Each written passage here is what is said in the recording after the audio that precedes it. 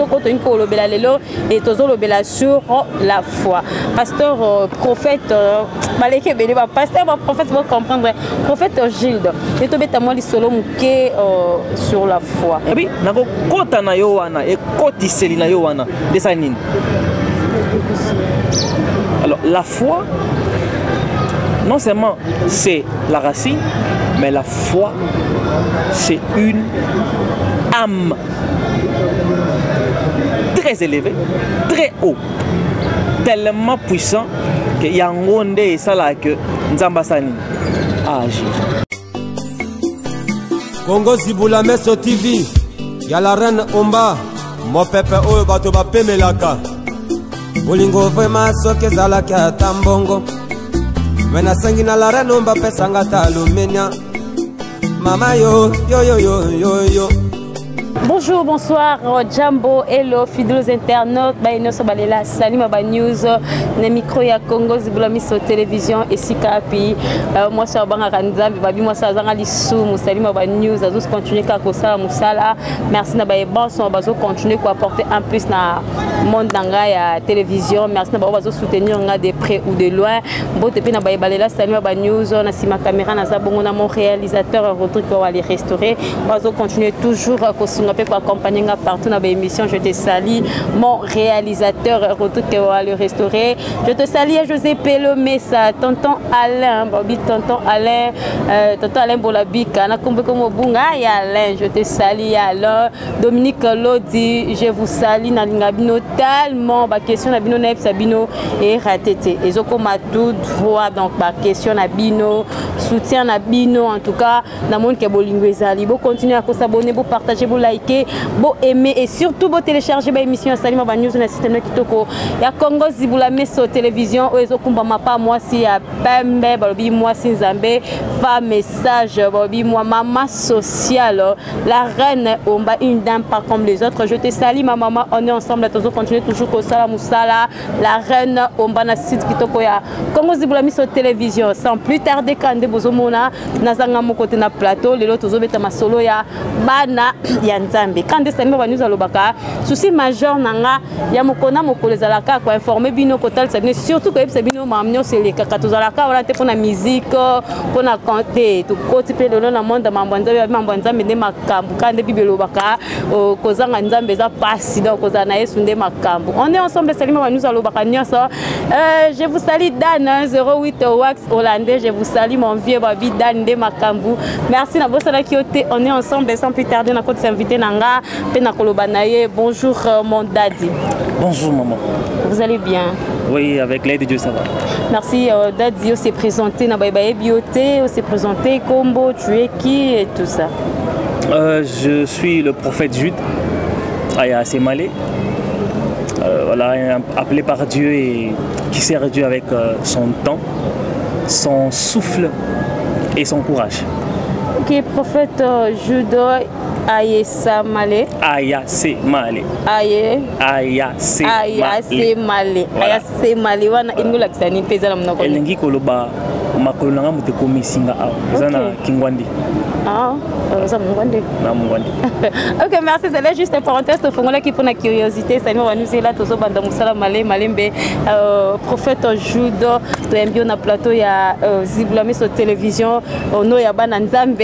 On a mon réalisateur qui va pour te mettre en paix masolo au Italie, Bibli, masolo au Italie, au vie actuelle, il y a ba chrétien nyonso to éviter. Est-ce que mbote non to pesa ki okope ça peut non mbote na ba bazola ndo déjà oui ça bon peut pas s'abonner déjà pour makambo ibandi. Déjà pour s'abonner moi mingi. OK. Pour makambo ngonde yango. Yango. S'abonner moi mingi pour boyo ka moi vérité sur makambo belé au Italie vie chrétienne na biso. Ou peut aller kondima ya bato ebele pour déjà bato ebele basi ba dérouter moi makambango to zong sa moi bato nanzela pour faire comprendre bango makambo Nzambe ndenge ezalaka vraiment ndenge pe il faut ezala pour bango pe ko kota na moi ligne o biso pe toza éclairer na lumière wana. Merci beaucoup tous ceux qui savent Nzambe au bani côté ngama bango pe bazala éclairer la lumière wana. Merci au prophète Judo mais tout monde yakoutrema na lokola ba sango lokola ba musulman lokola to éviter. Bon ezana ngo kaka moi style style nangai naya na oya italinga moko moi style nangai ngata moi lamba oyo boye ezanga moi style nangai voilà c'est un peu ça ezaka moi style na yo ezaka moi style na bo banga te po déjà bat babanti o sali mayambel biso sunani eza na mo style na ye azape mutu pour faire juste état que jeune non que mi bengi prophète étant que jeune osuka na mambo ngwa pour que ça prophète c'est pas facile na ebite so za prophète ko ba msusu o za prophète osuka na mambo parce que non trop jeune ça se voit. Oui, je suis trop jeune, oui, bien sûr. Mais en réalité, ma Nzambe âge vraiment, ça fait beaucoup d'années que je suis là, dans l'œuvre de Dieu. J'ai un père spirituel qui il s'appelle le Rav Nodi Zabili Abir. C'est mon père spirituel, déjà ça fait beaucoup d'années qu'il est là. Je suis sous son couvert, sous son couverture, sous sa lumière. Servir Dieu étant qu'un prophète, c'est pas facile. C'est pas facile. Il y a des choses un peu ébellées. Moi, lapidation ébellée. Ébellé ne croit pas vraiment aux jeunes prophètes aussi. Et Ébellé commis un peu dans moi réticence concernant les serviteurs de Dieu. Il y a Makamboleka moi trop, moi le Kouta moi trop. Mais aujourd'hui, on va essayer de couper ça moi vérité mon boyo et Makamanzambe. J'allais dire aussi, pour commencer, commandant moi le Congo, ma pasteur ébellé. Ma conduire te ébellé dans ma erreur ébellé. Et beaucoup de pasteurs aussi, ils ne prient pas. Beaucoup de pasteurs aussi ne lisent pas la Bible. Donc, je suis déjà wana. Il y a vérifier yangote. Ba expliquer, ba pesa ya enseignement wana. Enseignement pesa ya wana ye moko nano. A vérifier yangote. Kanda yoka wana. Ye pa kesa nini. A pesa bato wana. Bato azo pesa makambo wana. Bazana spirituellement parlant baza ba bébé. Oh, il faut apporter au moins un plus. Au local ko pesa bango ma droiture mo boy. Mais oye, c'est comme si dans ta tête à toi, vous en avez profit mo boy. Tu ne pries pas assez. Tu ne gênes pas assez pour permettre bango pe ba accéder dans la lumière na yo. Yo so posa ba jeûner mais yo mon ko jeûner. Bible en pour autant en ça passe. Au moins un pasteur a tapé na chair, mais en coulisses il fait autre chose. Alors, naza a pour na côté à moi bateau. Côté à bateau. Servir Dieu comme ça l'ensemble c'est pas de la blague. C'est pas de la blague, c'est toute une charge. Au même bateau est belé. Et bateau zo même wana et aba âme. Pour biso neti boy toza ba serviteur toza ti ba berger to porta ka ba amwana katina biso ce qui déjà biso toza ya ko beba ba tola pe tozo yamba wana basani baza ko beba d'où biso ba kambi tozo mbinga ba kambi le pasteur le prophète de l'Éternel faut toza na moi droiture mon boy toza na moi respect envers Auto Kambapé. Nous, on doit se travailler beaucoup. On doit lire beaucoup la Bible. Pas seulement qu'autant la Bible. Et aussi méditer la Bible. Pas seulement méditer la Bible, mais aussi étudier la Bible. Vous voyez? Aujourd'hui, on va parler d'un thème très facile. Condiment, la foi. Parce que ça comporte beaucoup de choses. Merci beaucoup, prophète Jules de tous moi si je vous comprends bien donc na yoki au tikolo bakino et belé à basala nzambe bazala so ba prêcher bango ba retenir prédication na mutu ya ngonde bango ba kopesa ino basala ba effort te ya ko améliorer au bango bayoka. OK, parlons au polo ba pasteur abongo, je pense pas que pasteur ayoki kaka a méditer ba verser à l'éveiller est-ce que ça s'en sort par ba verser. Bon, c'est pas là s'en sort par ba verser mais tant que yoza devant peuple ya nzambe. il faut apporter ka bango moi touche ya sika moi makambo ya sika moni tango obisi motu que pesi verser par exemple pesi verser déjà ça motu wana moni ko to verser oyo bino boye biango déjà très bien oh mais yo te ya biso yo ne faut censé apporter biso loko ya sika mais déjà yo ebi oye wana ote omoni ko to verser oyo boye biango bien tala kutu na loba mingi te mais boye bi déjà ndenge le cas na bible te ça ba to ba ignorant yonde ya ko apporter moi un plus ndenge ba te ya ka wana ndenge ba expliquer ba pesa ya enseignement bongo atika la bonga comme sédentaire moni oh na évangile sont comme sédentaire ici bon là ka iloko moko wana oh un prédicateur un serviteur de Dieu ne reste pas sur place moi déplacement wana mon mouvement wana ou moi iloko sika moi révélation à sika moi makambo sika les serviteurs n'entendent plus Dieu. Ok. Bah, comment ça il a conviction na bango. Ils ne prennent pas le temps de forger intimité na ye nanza menaye. Oh yazo yo kawana, hein, c'est leur conviction na ye ndeo yazo pesa. Oh abosami que même verset au ba pesa yo wana. Verset moko wana et ya na ba vérité belé na kati. Oh peut-être na nous couteau découvrir. Tu vois que na kotanga verset wana. Net auto tanga tout à l'heure là. Mutusu atengo ndenge mususu mais nenga pena ko limbo lango awa ya pena mususu. A comprendre que na tanga peut-être mabe. Oh Bible ndeza bongo eza chant des mines. Ba verset il y a des pots de banane parce que dans chaque verset. Et que ceux qui ont décorté en bien té ici lui explosé. Parce que oh elo la maman bien té. Et c'est bon les bons passe. C'est pourquoi vous voyez beaucoup de chrétiens sur des routes, bamsusu bafanda la bandako ponini makambo yoka ekota mabe et ça appelle comme mususu na kati na ye. Ote na question église te pour na tel. Oh makambo pasteur azo pesa wa. Yé bon ko pasteur il ne vérifie pas que si c'est vrai. Il ne prend pas le temps ya ko bonde la makasi ko ye banano matin o yazo préparer wana et banano ko toucher ye moko na pasteur. Avant il toucher bâti. Comment l'été a touché yo te pasteur? Vous dites toucher n'engagez. Et toucher état. Il faut yo non les toucher yo pasteur.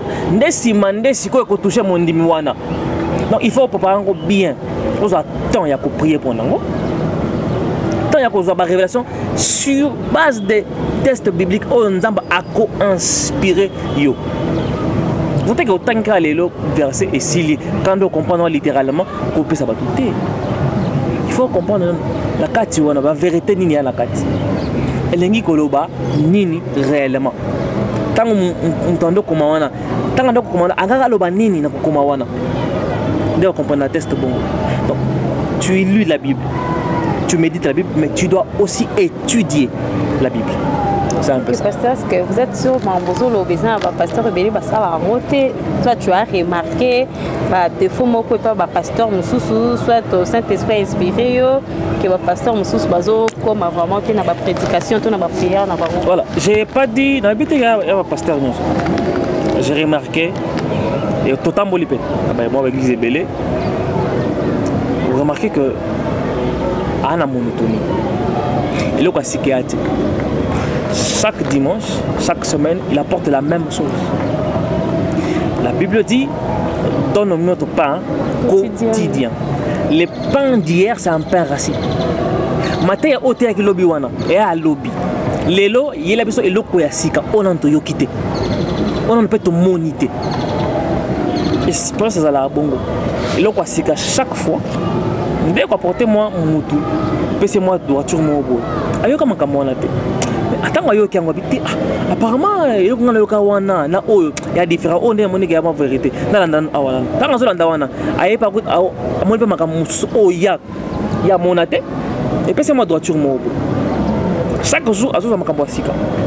Parce que un pasteur doit apporter chaque jour ma sika.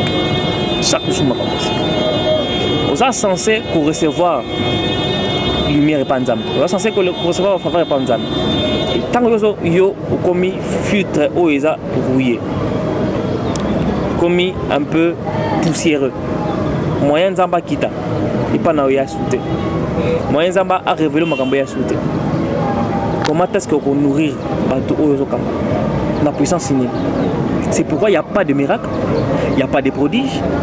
Pourquoi? Parce que bato bangomo les pasteurs eux-mêmes ba komisa makambo nzambe neti momesano moko boye et lo kwa sikiate ye moko azana tante ya koyoka nzambe comme il faut. Donc il y a un peu préparé na terre na ngai. Nous avons invité le camarade à été na praille na ye. Après na souka fana sans été ya ndenge ni toka ba loko ngoti. Comme ça on copte. Et à copter. C'est pour les âmes. Maman nzambe ya copter. Ils allons copter et à musala. Ok, prophète Judo, conseil ni lokopé ça, confrère na yo ya basala nzambe, ba komisa makambo lokola cop pour te ouvrir parenthèse na biso to kende na mituna na biso ya mokola lelo. Comme un peu conseil, je dirais simple. Va faire croître intimité na bango. Ba zongela kuluka nzambe comme il faut. Puis ba yoka ka ebele nzambe. Ba yoka ka nzambe moi ebele, moi trop. Va continuer à prier sous ma casse. Et puis Bible ba otanga wana. Asuka na kotanga kate. Asuka na ko méditer kate. Il faut étudier Bible o ya otanga wana. Pour na ko étudier Bible wana. Nde ko yeba sikoyo que ba fai na ngai ezara place tel awa. Il faut nzambe ye moka le belanga. Si on étudie la Bible, la vérité est que pour permettre yo pour avoir droiture pour dégager les lumières ici. La Bible dit dans Isaïe 60, il dit lève-toi, sois éclairé car ta lumière arrive. Isaïe, c'est tellement. Tant que tellement, laissez-nous pour l'aider ici pour après. La tellement wana, c'est une nouvelle marche, nouvelle idée, nouvelle chose. Simandé, Nzambasani. Ah oui, voilà. C'est un conseil. Il doit se travailler. Parce que que je n'ai pas leader. Semble belé, que je n'ai belé. Leader afin d'aller à monter. Leader a la simpleté. Leader a la facilité. Leader a la place problème mais ça pour apporter solution. Ok, la plupart des pasteurs on a besoin de l'eau, bakomi, bamichi na place qui bobango, pasteur autant mon dimito ça suivi t'as dit que nos équipe intercession eza équipe évangélisation ezali. Voilà. Bablo qu'on a besoin ça la ba fight ba sala nzambe. Un leader doit chercher là où makambo ya là où problème ezali pour yende abengama. Comment? Tant Moïse a koufi. Nzamba lobinini. Na benga ne Moïse. Josué ba benga yote. Mais Josué azaki serviteur ya Nzambe te. Alaki serviteur ya Moïse. D'où bato ebele ba comprendre. Ti ba servir Nzambe wana azoyemba. A servi Nzambe, a servi musala Nzambe wana. Pour musala Nzambe nda a serviteur Nzambe. OK? Vous voyez? Les gens font des erreurs. Et il y a des fautes parmi eux. Si azawana azamusa nzambe te leader na bino wana ndazamusa bino wa basali na ye donc biso to basali ya ba pasteur na voilà. Biso pasteur na biso ndaza musa nzambe yenda bengama yo bengama ta yenda bengama yenda musa nzambe yo ndisko zo servir ye ti to kenda église wana to kenda te la présence to kenda la présence nzambe hein bible bongo ta David dit que je suis dans la joie, quand on me dit alors dans la maison. Il ne dit pas dans la présence, il dit dans la maison de l'Éternel. Bandimi, bakendaka na ndaku ya Nzambe, ok? Bakendaka na présence ya Nzambe te. Bakendaka na ndaku ya Nzambe, mais na présence ya musali ya Nzambe wana. Musali ya Nzambe nde aza na présence ya Nzambe. Yende azo apporter bango siko lumière. C'est bien compliqué. Il y a compliqué. Il y a quelque chose à comprendre. Que ne bayaka wana. Parce que la présence de Musala Nzambe. Musala Nzambe ndi aza la présence de Nzambe sikoyo. Donc biso ba fidèle ndeti biso ba chante toke na église toke sur la présence ya pasteur na biso non la présence de Nzambe. Voilà. Maintenant air tozo yemba gloire Nzambe zo kite zo uta pas pasteur na biso to pa Nzambe. Yende a filtre. Avant toto les capotes coûtent non pas pasteur na biso après yenda filtre. Oh là là. Yende ange. Tout passe par lui. Soit zaté et qui t'amène. Il y a un filtre et les cas pareils, et puis nous boyambi. Soit il y a athée, si l'ange n'est pas là, rien ne se passe. Il y a un filtre. Donc, il y a la présence de Moussa Anzam. Moussa Anzam est dans la présence d'Anzam. Le prophète, je sais qu'on avait l'église Moussou chez Alaka, pasteur a dépassé qu'on prêchait peut-être ailleurs, au très cabinet de l'Avenue, c'est qu'il y a un bazar. Il y a ça ange, il y a l'église. Okay? L'ange reste sous l'église, il reste là. Attends, pasteur a dépassé, mais l'ange reste là. Son onction reste là, sa faveur reste là. Vous voyez? Attends, déplacé dans la opté à place mais ma caméra est tigaliwan. Zamba okita kaka. Mais ti bayaka wana. Et à la présence d'Anzambe té. Bah la présence de Moussa Lanzambe. Moussa Lanzambe est à la présence d'Anzambe. C'est très facile à comprendre. Sauf que tu belé les baillés bah mon Bible le but bien. David le but, je suis dans la joie lorsqu'on me dit alors dans la maison. Il dit pas dans la présence. Non, s'il vous plaît. Dans la maison de l'Éternel. Dans la maison de l'Éternel, c'est là où il y a la présence de Dieu. La présence de Dieu, mais vient comment? C'est grâce aux hommes de Dieu qui sont là, choisis par Dieu. Si Dieu ne choisit personne, il passe par qui? Par nous, les fidèles. Non. Dieu travaille avec les appelés et les élus. D'ailleurs, je vais choquer les gens, beaucoup de gens. Dieu travaille qu'avec des élus, pas avec les appelés. Qui est avec des élus. Okay. Voilà. Beaucoup sont appelés, mais peu sont élus. Dieu travaille qu'avec des élus. Avec des élus. Mais parce qu'on a quatre tonga et ça n'a pas élu monsieur pas mis monisate mais n'en pas ça il a pas on m'a pas donné la banque. Ami monisate. Tu es sûr? Misate que l'église m'a pas cette opportunité mais azar Babylone on n'en pas ça la kaya fanti na ban. Té yo assure que nzamba na au fana na ba.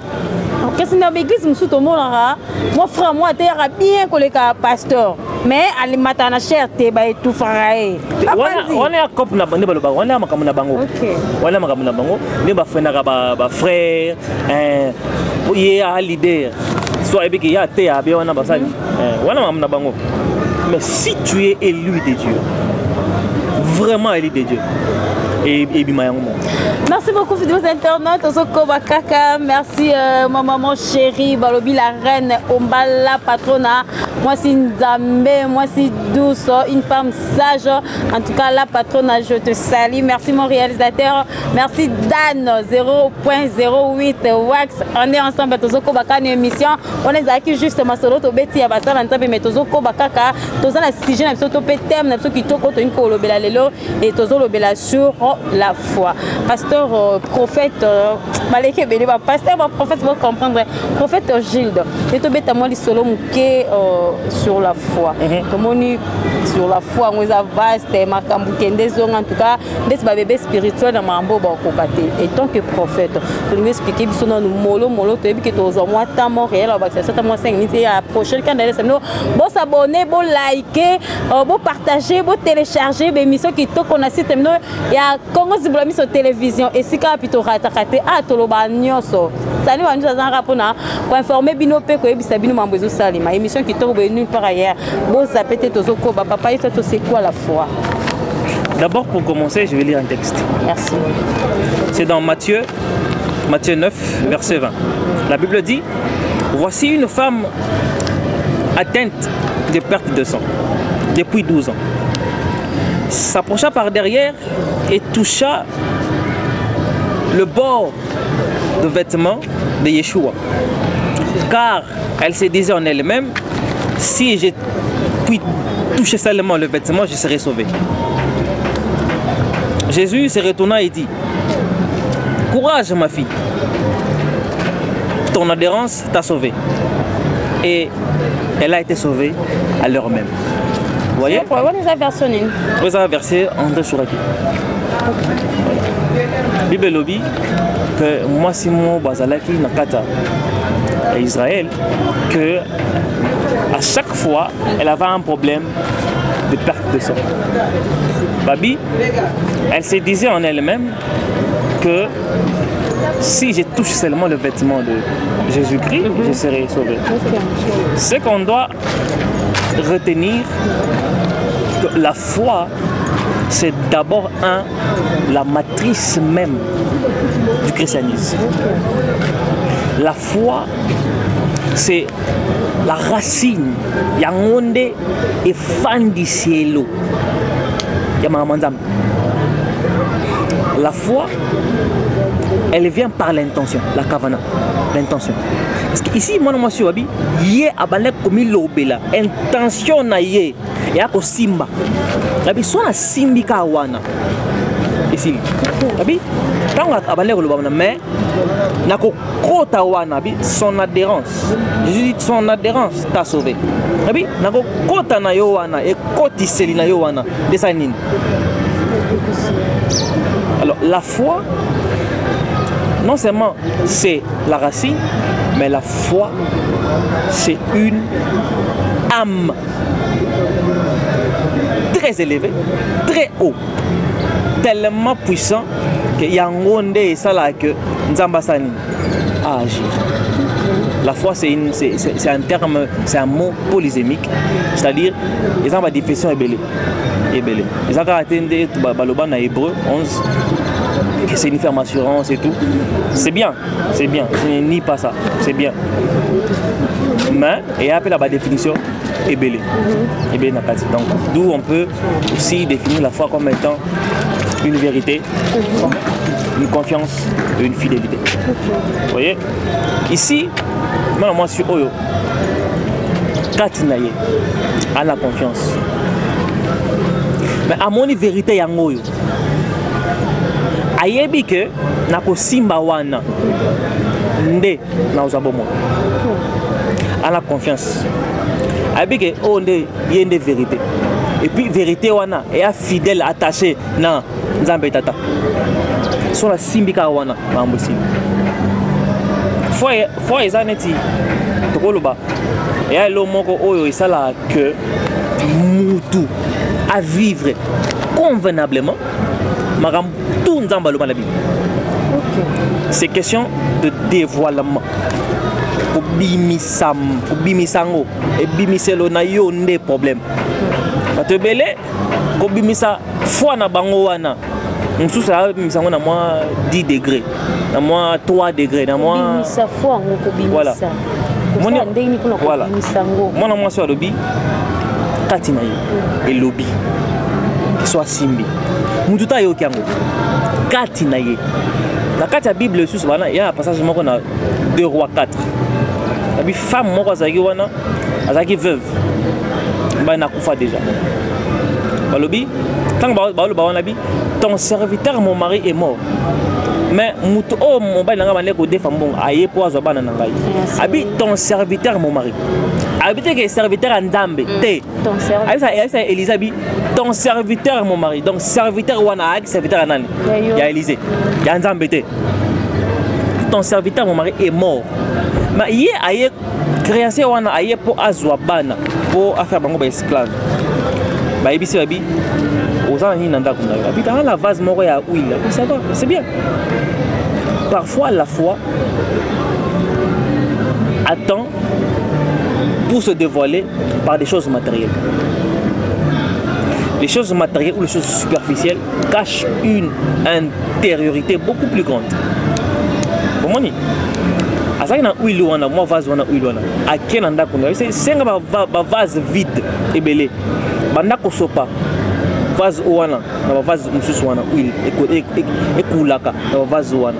Abi abandi ko sopa. Ana vase moko. S'il vous plaît. Un vase moko. Ce vase moko na huile na kati. Et abandi ko sopa parce que la kati ba vase eza vide. Et puis tant ba yebisi ye bongo. Atuni Élisée te que et osale mandenge nini te à obéir na homme comme Élisée ici à qui à tout ni péter à douter péter parfois makameko qui s'amaté na vie à battre belé pourtant ba yebisi et loko yé mon katina à douter et puis abani ko tuna makaso belé moni kutu moni ko yandenga nini moi c'est o à tout nité ba chrétien ba na problème moko bango ezani so yebisi maman ba pambola yo nzamba pambola akomene nzamba apambola ngai ngako tuna la place telle ngako tuna zaboye ngako ba question tellement belé ote doute na kati moi nzamba pa bolo iza moi si oyo andimi pe ake asaleli ndenge bayebisi asala wana asali abandi kosopa aosopa ti ekomi na suka abisi mona na ye avancer ngai susu mo vase wana tanga abisi te mama va vase esili babi huile ekataki donc ce que va vase ezalaki ti lelo emontisani etonga la foi tobengi kondima ela makambo ebele na kati ebele na kati soki batu bakoki kobana kondima eloko sans pour autant poser beaucoup de questions sans pour autant bango moko ye moko acha doute na makambo o bayebisi parce que soki nzamba yebisi ke na opambola osiko ebandika siko ka wana makambo ebandi nzambe tanga lobi wana c'est-à-dire ça kokisi déjà ti ya lobi wana kokisi déjà batunde bachaka ba doute tellement ebele donc monde batebele va vivre l'autre côté ni pouvoir nzambe ezoyate ni makambo nzamba yebisa yezo koma te pone ye moko nano c'est un douteur na makambo nzambe mais on a ye moko ta liboso a ote soto ote fo ndima mais ye moko musa nzambe wana isusu a éviter que ye moko musa nzambe mais il dit aux gens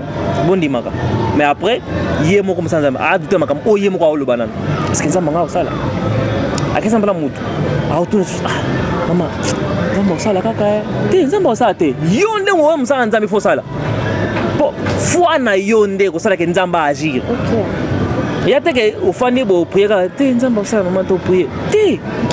Merci beaucoup fidèles internautes. Là je salue mon évêque Esther Lydie Kaseka, mon évêque je te salue famille Moulande Mobimba na pesi binombote bo s'abonner na site internet toko ya Congo Zibulame sur télévision tozoko bakaka na pasteur prophète Jude na ba question eza ngai ba réponse eza yé on a besoin de question comment na site na biso taper Congo Zibulame sur télévision s'abonner na nous après au bandi continue da ba question en tout cas et comme la biso Mobimba prophète est là akoya la prochaine pour nous répondre à la question Nabino Nyonso. Au prophète, y a-t-il la différence entre la foi et l'espérance? Bon, il n'y a pas vraiment de différence. La foi, comme je dis, c'est une racine. Une racine et là, socle à Makamunos et à foi. Espérance, comme on dit, comme on traduit le mot espérance, il a dit Wakozela. Mais si koyo, et ça na manière ya kozele la makamuna. Pour moi, si oyo, le but est que azelaki, babi asimbi. Et elle a manière ya kozela. Kozela makam onzamba loba pona yo. Et puis il y a une manière de toucher Nzambe. La foi te permet de toucher Jésus. Pas seulement de croire. Bébé Lobi, tant que Jésus a balouki. À tout niveau, c'était que Nayandi Melingaï. Abi qui m'a touché? Et il y a un simba ndema comme ça. Oui, tu espères, c'est pas un problème. Je pense que toucher, mais il faut avoir la foi. Oui. C'est ça que je dis, la foi, il y a un monde qui est fandi, c'est le magamunyos. Si on a un monde qui est fanda, il faut peser fanda. Au moment que nous avons besoin de l'élo, 3 jours avec ça. On va espérer que nous fandi pour oser là. Mais si c'est seulement si, et que nous fandi samité, nous avons le christianisme, chrétienté, foi nous fandi samité, à tous zéli, santa. Ça marche de pair. Il n'y a pas vraiment la différence. Ça marche de pair. Ok, merci beaucoup pour la réponse, prophète Jude. Peut-on mesurer la foi? Bon, la foi, moi je ne dis pas qu'elle est quantitative, mais la foi a un poids. Elle a un poids. C'est conformément à poids au yozo tcha. Parce que si on dit on doit quantifier la foi, je ne dirais pas ça comme ça. Pas ça comme ça. Mais seulement, il y a un kilo mon bouille. Il y a un kilo mon kilo wanande. Et ça là que Nzamba agit. Voilà.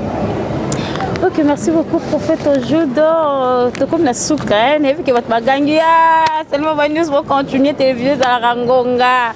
Télévision à Kangonga, sauf que prophète Jude Azali, on continue prophète au moi message na o bazolanda biso na ba ope balandi biso na moi quelques questions moi qui peut résumer tout ça li ya kolandisa mana sujet to peut-être na biso kitoko ya sur la foi. Oui, encouragement, continuez à servir Dieu comme il faut.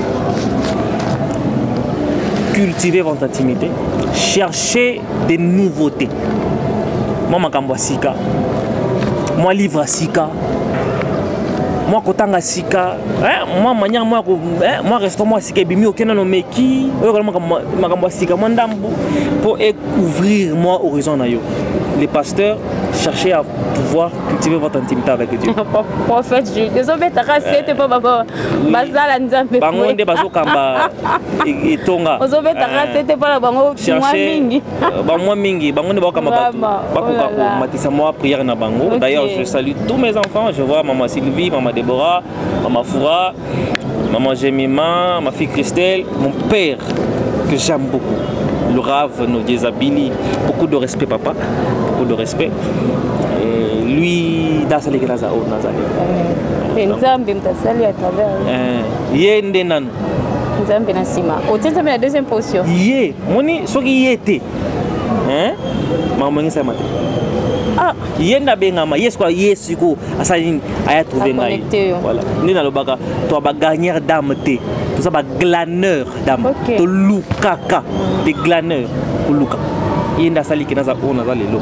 Par la grâce de Dieu, sous couverture de Dieu. Donc, je le dis merci à mon père et merci beaucoup à l'espace. Et merci à la dame qui nous donne l'espace, que Dieu la bénisse. Beaucoup de bonnes choses pour vous. D'ailleurs, la base c'est que année au couteau, nous amenons Bakislao Mibu Ebele, nous amenons Tomolo Sumakasi. Opambolama, Opene Liboso. Libota Mobimba. Merci beaucoup. La reine Omba na yambelio ba mena mama pamboli donc to yela ngo ya Mobimba na carton. Merci beaucoup prophète Judo. Merci Rodrigue Wawa le restauré. Merci ba Eva Sobalela Salima ba news na Zala Kibongo na micro ya Congo Zibula Miso télévision pour na ko expliquer bino pe ko talisa en tout cas ba Nzambe to luka peu to sala ka effort ya ko luka ko tanga ko sala be fort des prophètes Judo su ko beta CTP koloba to luka to baki en plus chaque jour et ça la moins tacos. Merci beaucoup Montréal, merci Esther Moussi, merci Nassim Maputa, merci Tonton Dodé. On est ensemble, vous s'abonner, vous liker, vous partager l'émission de Bisso. Il y a des accords plaisir na Bisso, il y a Mokolona na linga bino mingi non bien vous avez besoin il y a des questions et puis des questions que vous avez beta kaka système qui toko ya Congo Zibula Miso télévision mon kama ngongana ododi kaneza la ka moi j'aime na so qui te communique commentaire au sali moi ba commentaire na yo question na yo et que ça la biso énormément plaisir prophète Jude est là juste pour na ko répondre na ba question na biso to comme na suka ba sango na biso mokola lo to pe na édition na biso ya mokola lelo o ngai molobe na bino to nsama ki na enzombo to pe sayo ya ko présenter bino yango botika toujours branché na site nsoma mbabo net non nulle part ailleurs en tout cas nulle part ailleurs kaka na site na kitoko ya Congo Zibula Miso télévision. Merci ma soeur Jemima, Bolbi Jemima et Atala Kasabona quand tout cas ça l'a plaisir. Merci tonton Raoul Malouma, restez toujours branchés bisous notre kutani à la prochaine édition. Congo Zibula Miso TV, y a la reine Omba, mon pépé oyo bato ba pemelaka. Bolingo vraiment soke zalaka tambongo. Wena sangi na la reine Omba pesanga talumenya. Mama yo yo yo yo yo yo automatique ba mama la reine Omba mokoja ba mama la reine Omba mama la reine Omba ba le bio za mo pepe ba pekisa kamota pe mate umela mama wo wo la reine Omba la reine mama